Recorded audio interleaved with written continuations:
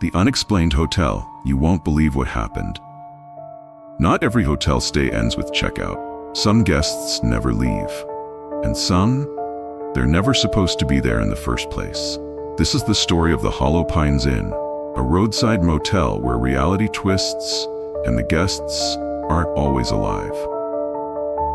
Back in 1986, a little motel called the Hollow Pines Inn sat quietly off Highway 17 in Arizona. It wasn't fancy, just 12 rooms, a soda machine, and a front desk manned by an old woman named Marge. Truckers passed through, families on road trips, but if you stayed there long enough, you'd hear the stories. Guests who checked in but never checked out. Footsteps in empty hallways, and room always cold, even in the middle of summer. The traveler who didn't exist. Fast forward to last summer, Jason, a 32-year-old photographer, was road tripping across the country. After a long day of driving, his GPS glitched, rerouting him through the middle of nowhere. That's when he saw it, a flickering neon sign, barely hanging on. Hollow Pines Inn, vacancy. He almost kept driving, but exhaustion won. The man at the front desk. Jason stepped inside. The lobby smelled like old wood and lemon cleaner. Behind the desk sat an elderly man, not the woman he'd read about in old stories. Room? The man rasped. Jason nodded, too tired to care. The man slid over a brass key. Room 205. Just don't leave the door unlocked, the man muttered, eyes never meeting Jason's. Weird, but whatever. Jason grabbed the key and headed down the hall, the room that waited. Room 205 looked ordinary. Faded wallpaper, a buzzing light, and that cold air prickling Jason's skin the moment he stepped inside. He checked the thermostat, 70 degrees, but it felt like 40. Chilled, Jason locked the door, dropped his bag, and crashed on the bed. He barely noticed the empty suitcase sitting in the corner, or the half-finished cup of coffee on the desk. The first sign, something was wrong. Around 2:13 a.m., Jason woke up freezing. The lights were off. The air was heavy, like the room itself was holding its breath. Then, thump, thump, thump, footsteps. But not from the hallway, from inside the room. Jason shot up, heart pounding. He grabbed his phone, flashlight shaking in his hand. The room was empty, but the coffee cup, it was gone. The reflection that lied.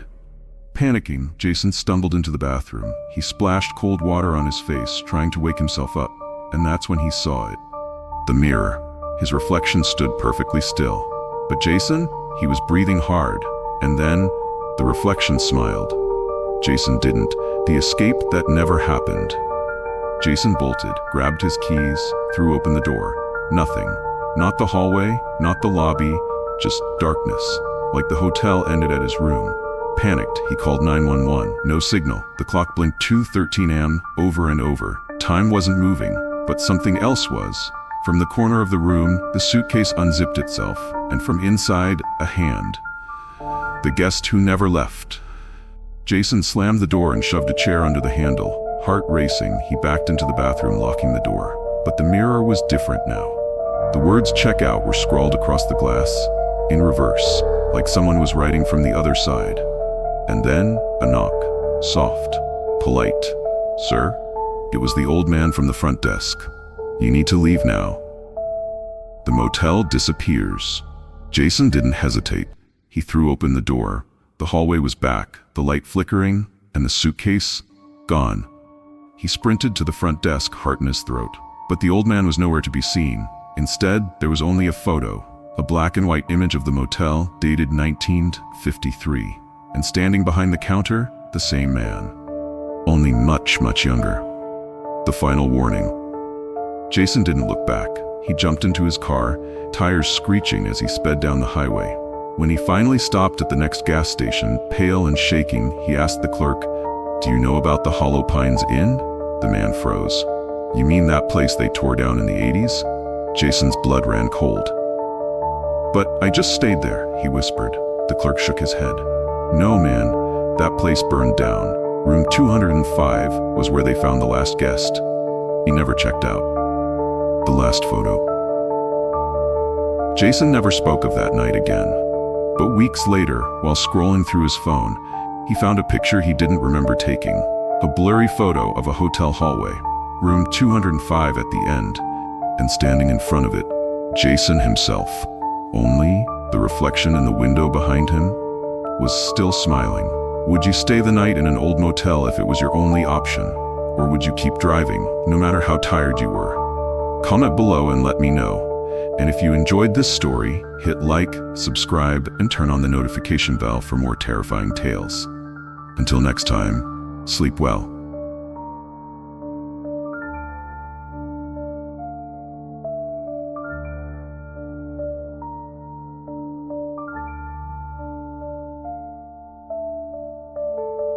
The Chilling Hotel, a nightmare come to life. Some hotels offer luxury, some offer comfort, and some offer something you never asked for. This is the story of the Rosewood Inn, a place where nightmares check in, and sometimes they never check out. The road trip that went wrong. Emily and Bryce were on a road trip from Chicago to Denver. Young, adventurous, and always up for exploring small-town America. But after 10 hours of driving through endless plains and empty highways, exhaustion hit. They weren't looking for luxury, just a bed. That's when they saw the sign, glowing dimly in the distance. Rosewood Inn, vacancy. The first red flag. The parking lot was empty, not a single other car. Bryce joked, "We've got the whole place to ourselves." Emily didn't laugh. Something about the building felt off. The windows were dark, the paint was peeling, but the sign flickered, open. Too tired to argue, they stepped inside. The woman behind the desk. The lobby smelled like old paper and mildew. Behind the counter stood a woman in her 60s, dressed like she'd stepped out of the 1950s. "Room for the night?" she asked, voice flat. Bryce nodded. The woman didn't ask for ID, didn't ask for payment. She just slid a brass key across the counter. "Room 214. Lock the door," she muttered. "And don't open it, no matter what you hear." Emily's eyes widened. "Wait, what?" But the woman was already walking away, disappearing through a side door. Room 214. Something was waiting. The room was small. The bed was made, but the sheets looked too crisp, like no one had touched them in years. A dusty Bible sat on the nightstand, open to Psalm 23. The air felt heavy, like the room itself was breathing. Emily tried to laugh it off. "Creepy, but it's just one night." Bryce nodded, locking the door as the old woman had warned. The first knock. They fell asleep fast, but Emily woke up because someone was knocking. Not on the hallway door, on the closet door. Knock, knock, knock. Soft, slow. Emily froze. "Bryce," she whispered, but Bryce was already sitting up, pale as a sheet. "I heard it too." This time, the doorknob rattled. The closet that should have been empty. Bryce grabbed his phone, flashlight shaking as he aimed it at the closet. "Hello?" he called. No answer. Just the soft scratching of nails against wood. Slowly, he crept forward. Hand trembling, he reached for the knob. Emily grabbed his arm. The woman said not to open it. But Bryce was done playing along. He yanked the door open. And the closet? Empty. Just dusty hangers swinging on a rusted rod. But the moment Bryce stepped back, the light flickered, and in the brief flash of darkness, Emily saw something standing behind Bryce. The reflection that lied. They slammed the closet shut. Heart pounding, Emily ran to the bathroom. She flipped on the light and froze. In the mirror, she saw Bryce standing behind her, but he wasn't moving. His reflection just stared at her, smiling too wide. Emily spun around. The real Bryce was across the room. Nowhere near her. The hallway that led nowhere. "Get the keys. We're leaving," Bryce hissed. They grabbed their bags and bolted. The hallway was eerily quiet. No other guests, no sounds except their footsteps echoing off the cracked tile. But when they reached the lobby, it was empty. The desk, the old woman, gone. Just a single note taped to the counter. "You shouldn't have opened the door." The escape that never happened. Panicking, they sprinted to the exit. But when Bryce pushed open the front door, it didn't lead outside. It led back to room 14. Lights off, closet door swinging slowly open, and from inside the room, a voice, Emily's voice, whispering, "Come back to bed." The last guest who left. They ran. Blinded by fear, they stumbled down the hallway, but no matter how far they ran, they always ended up back at room 214. The knocking started again, knock, knock, knock. But this time it wasn't the closet, it was the window. Outside, standing in the rain, was Bryce, soaking wet, smiling, tapping the glass. "Let me in," the figure whispered, but Bryce was already inside, staring, frozen. The motel that doesn't exist anymore. No one knows how Emily and Bryce escaped, or if they ever really did.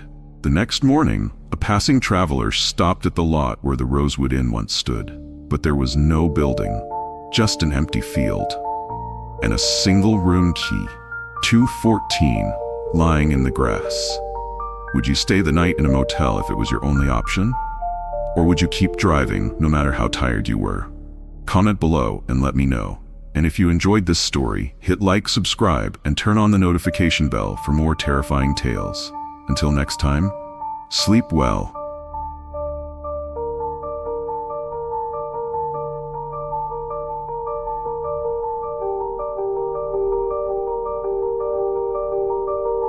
The Haunted Forest. What they don't want you to know. Some forests are peaceful, some forests are wild, but some forests are better left untouched. Tonight's story takes us deep into Ravenwood Forest, a stretch of dense wilderness in Oregon that looks like any other national park, except for one thing. People keep disappearing, and those who come back never talk about what they saw. The Vanishing Path. Ben, Lila, and Josh were seasoned hikers. They'd explored trails across the country, always chasing that next adventure. So when Ben suggested a weekend trip to Ravenwood, they jumped at the chance.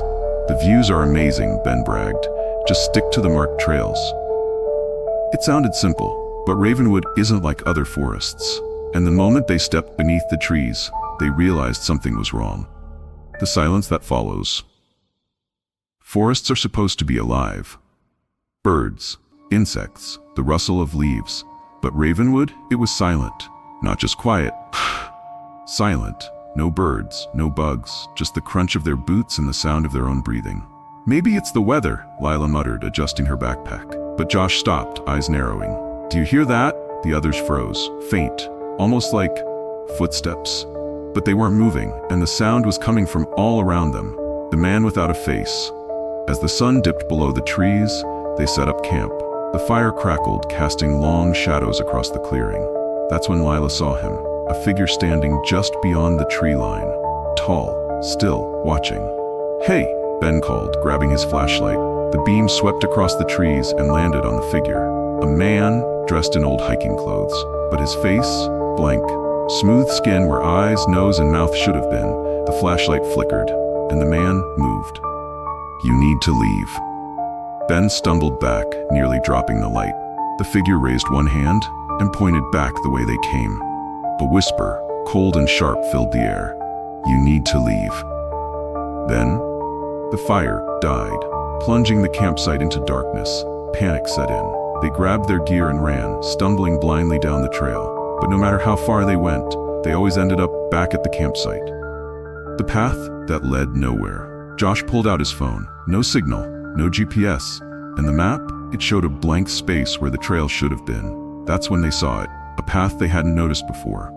Narrow, twisting deeper into the forest. "Stick together," Lila whispered, gripping Ben's arm. They walked. For hours. The forest never changed. Every turn looked the same, and behind them, footsteps, keeping pace. Never closer, never farther. The final warning. By dawn, they stumbled into a clearing. In the middle stood an old wooden sign, weathered and cracked. Faded words barely visible, "Leave while you can." But the forest didn't end. There was no edge, no road, just trees. Endless, watching. And the moment they turned around, the faceless man was there, blocking the path. Lila screamed, but his hand just rose once more, pointing. Back. The escape, or was it? They ran, faster than they ever had. Branches whipped their faces, breath burned in their lungs, and then they burst onto asphalt. The highway, civilization. They never looked back. But when they reached town, shaking and pale, the park ranger frowned. "Ravenwood?" he asked. "That place was shut down years ago. Wildfire wiped out the trails in 1996. There's nothing there." Nothing. Except the footprint Ben found on his sleeping bag the next morning. Wet, dirty, and twice the size of his own. The forest still waits. They never talked about it again. But sometimes late at night, Lila hears whispers outside her window. Faint, familiar. You need to leave. Would you hike a trail with a dark history? Or would you turn around the moment the forest fell silent? Let me know in the comments. And if you enjoyed this story, hit like, subscribe, and turn on the notification bell for more terrifying tales. Until next time, sleep well.